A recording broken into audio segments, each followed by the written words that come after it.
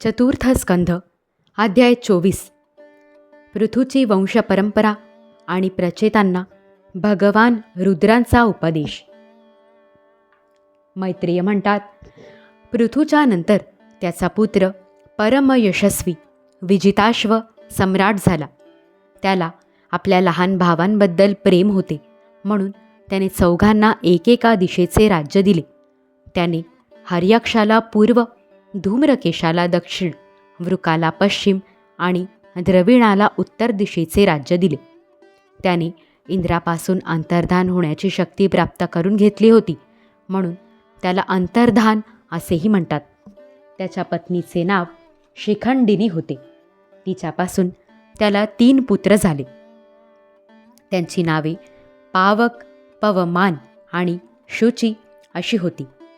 पूर्वी वसिष्ठांनी शाप दिल्यामुळे वरील नावाच्या अग्नींनीच त्यांच्या रूपात जन्म घेतला होता.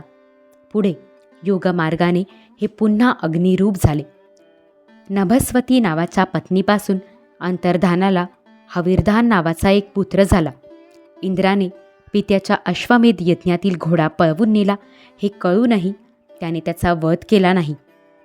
राजा अंतर्धान याने कर घेणे, शिक्षा करणे, दंड वसूल करणे ही राजाची कर्तव्ये अत्यंत कठोर आणि दुसऱ्यांना कष्ट देणारी आहेत असे समजून एका दीर्घकाळ चालणाऱ्या यज्ञाच्या दीक्षेच्या निमित्ताने आपले राज्य सोडून दिले. त्या यज्ञांतही त्या आत्मज्ञानी राजाने पूर्ण पुरुष परमात्म्याची आराधना करून स्थिर समाधीने भगवंतांचा दिव्य लोक प्राप्त करून घेतला. हे विदुरा, हविर्धान याची पत्नी हविर्धानी हिने बर्हिषद, गय, शुक्ल, कृष्ण, सत्य आणि जितव्रत नावाच्या 6 पुत्रांना जन्म दिला. कुरुश्रेष्ठ विदुरा, यामध्ये हविर्धानाचा मुलगा महाभाग बर्हिषद यज्ञादी कर्मकांड आणि योगाभ्यासात प्रवीण होता. त्याने प्रजापतीचा अधिकार प्राप्त करून घेतला. त्याने एका ठिकाणानंतर दुसऱ्या ठिकाणी असे पाठोपाठ इतके यज्ञ केले की ही सर्व भूमी पूर्वेकडे टोक करून पसरलेल्या दर्भांनी झाकून गेली. यानंतर तो प्राचीन बर्ही नावाने प्रसिद्ध झाला. राजा प्राचीन बर्हीने ब्रह्मदेवाच्या आज्ञेनुसार समुद्राची कन्या शतद्रुती हिच्याशी विवाह केला. सर्वांग सुंदर किशोरी शतद्रुती सुंदर वस्त्रालंकारांनी नटून थटून जेव्हा विवाह मंडपात सप्तपदी घालत होती, तेव्हा स्वतः अग्निदेवसुद्धा शुकीवर जसा मोहित झाला होता तसा तिच्यावर मोहित झाला होता. नवविवाहिता शतद्रुतीने आपल्या नुपुरांच्या झंकारांनीच दिशादिशातील देव, असुर, गंधर्व, मुनी, सिद्ध, मनुष्य आणि नाग अशा सर्वांना वश करून घेतले. शतद्रुतीपासून प्राचीन बर्हीला प्रचेता नावाचे 10 पुत्र झाले. ते सर्वजण धर्मज्ञ आणि एकसारखेच नाव आणि आचरण असणारे होते. जेव्हा पित्याने त्यांना संतान उत्पन्न करण्याची आज्ञा केली, तेव्हा त्या सर्वांनी तपश्चर्या करण्यासाठी समुद्रात प्रवेश केला. तेथे 10,000 वर्षे तप करून त्यांनी तपाचे फळ देणाऱ्या श्रीहरींची आराधना केली.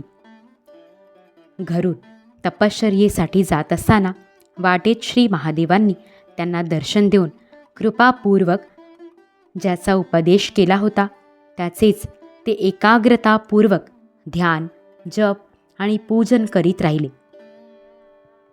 विदुराने विचारले, ब्रह्मन, वाटेत प्रचेतांचा श्री महादेवांच्या बरोबर कोणता वार्तालाप झाला आणि त्यांच्यावर प्रसन्न होऊन भगवान शंकरांनी त्यांना जो उपदेश केला तो अर्थपूर्ण उपदेश आपण मला सांगावा.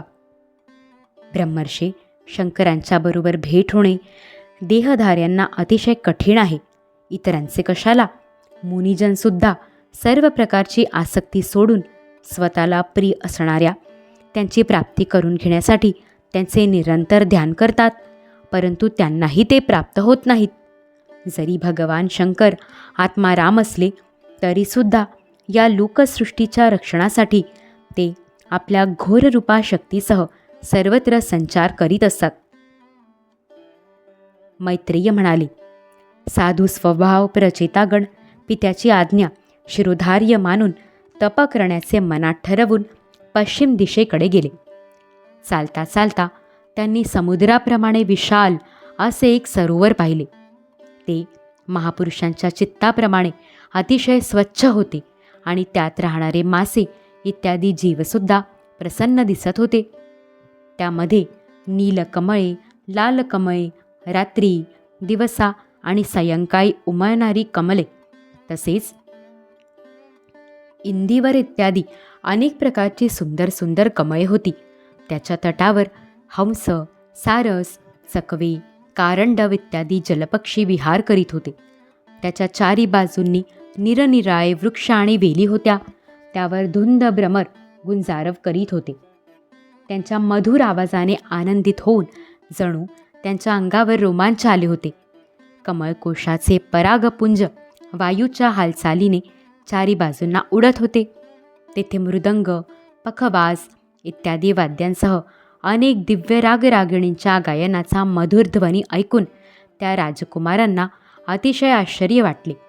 इतक्यात त्यांनी असे पाहिले की देवादिदेव भगवान शंकर आपल्या गणांसह त्या सरोवराच्या बाहेर येत आहेत. त्यांचे शरीर तापलेल्या सुवर्ण राशीप्रमाणे कांतिमान आहे. कंठ निळा असून 3 नेत्र आहेत.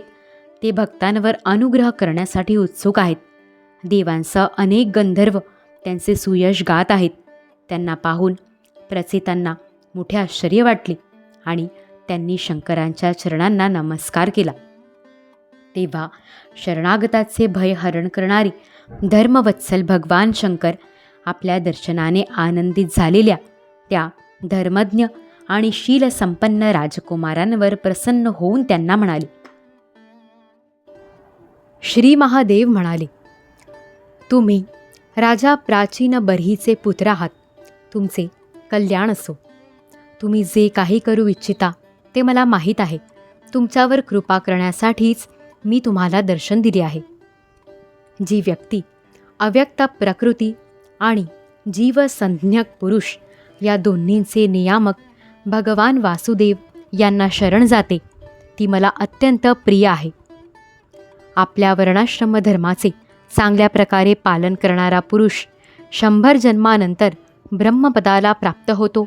यापेक्षाही अधिक पुण्य झाल्यावर तो मला प्राप्त होतो. परंतु जो भगवंतांचा अनन्य भक्त आहे तो मृत्यूनंतर सरळ भगवान विष्णूंच्या त्या सर्व प्रपंचातीत परमपदाला प्राप्त होतो, जेथे मी आणि इतर देव आपला अधिकार संपल्यानंतर प्राप्त होतात. तुम्ही भगवत भक्त असल्याकारणाने मला भगवंतां इतकेच प्रिय आहात. त्याचप्रमाणे भगवंतांच्या भक्तांनासुद्धा माझ्यापेक्षा अधिक प्रिय कोणी असत नाही. आता मी तुम्हाला एक अतिशय पवित्र, मंगलकारक आणि कल्याणकारक स्तोत्र सांगतो. याचा तुम्ही शुद्ध भावनेने जप करा. मैत्रेय म्हणतात, तेव्हा नारायण परायण करुणाद्र हृदय भगवान शिवांनी आपल्यासमोर हात जोडून उभे असलेल्या राजपुत्रांना हे स्तोत्र ऐकविले.